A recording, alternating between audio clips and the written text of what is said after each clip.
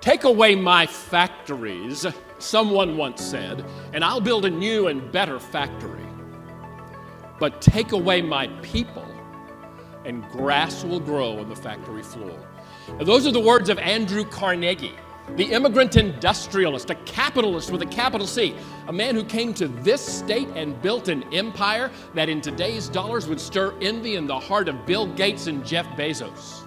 Creating a focused, engaged, and capably led workforce is one of the best things any organization can do for its bottom line.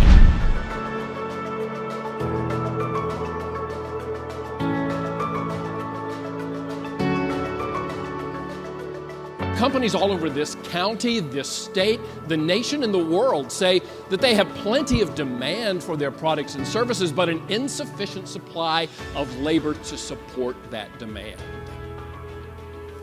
The grass grows on the factory floor. There simply are not enough people to go around for every employer, right? There are, however, enough people to go around for the very best employers, and that's where you want to be. We found that probably the most important part of creating the kind of workplace that we're talking about is, do I have a leader who cares about me as a person? You show up at the first interview, and this is what you see. But then you go to the next interview, and this is what greets you. Same job, same money. Which one do you take? Now, by the way, the questions get harder throughout the morning. All right, so it really is incumbent on every leader, public sector and private sector, to do everything that we can to respond to the changes in the workplace that we have now so that we're able to take advantage of the workforce that we have. We're not getting another one.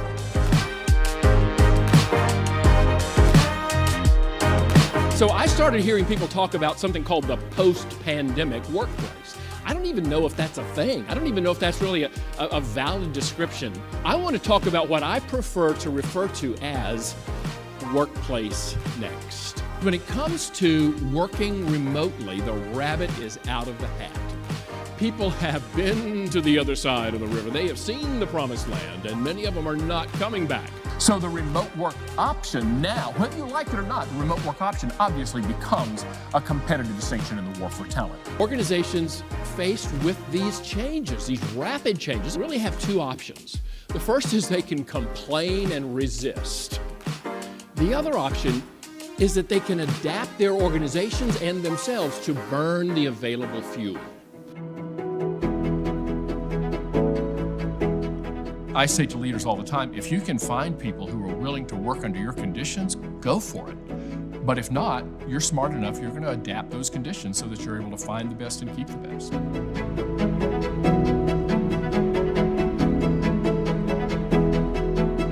What can you do to create a great culture, to create a great workplace, and to create the kind of place that attracts and retains the very best and brightest? And the first suggestion I'm going to give to you, that this will cover a whole lot of issues, and that is, give your workers better bosses.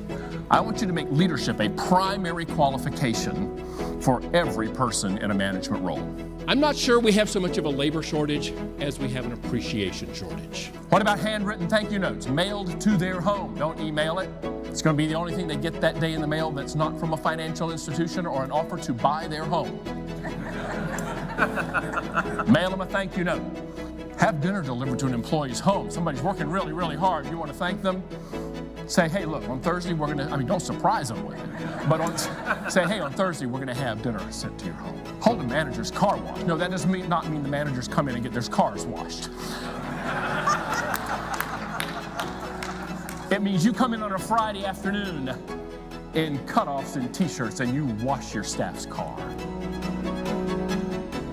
How about this? A welcome letter from the CEO or owner of the company. In the first few days before they come, between their time that they're hired and the time that they start, a welcome letter from the CEO. You could do that.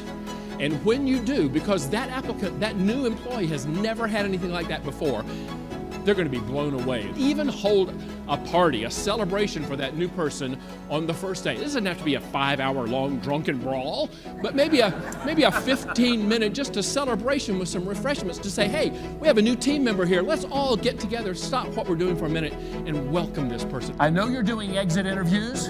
Exit interviews are useful in the same way that autopsies are useful. I want to encourage you to do what are known as stay interviews. Talk with people while they're there. What do you love about working here? You want to capture your future stars' hearts and minds before they ever even apply. Remember, recruiting is marketing.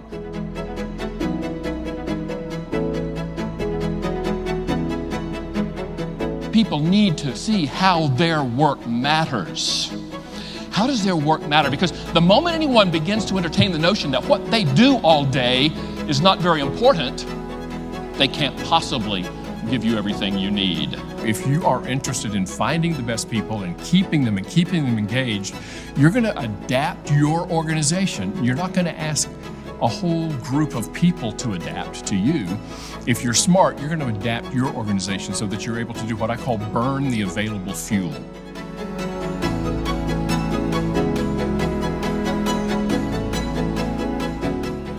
I think if you pull all of this together, we'll help you to be an attractive place to work where people will want to come and want to stay and want to be productive for you. We now need to rethink what workplace even means. This is a new day.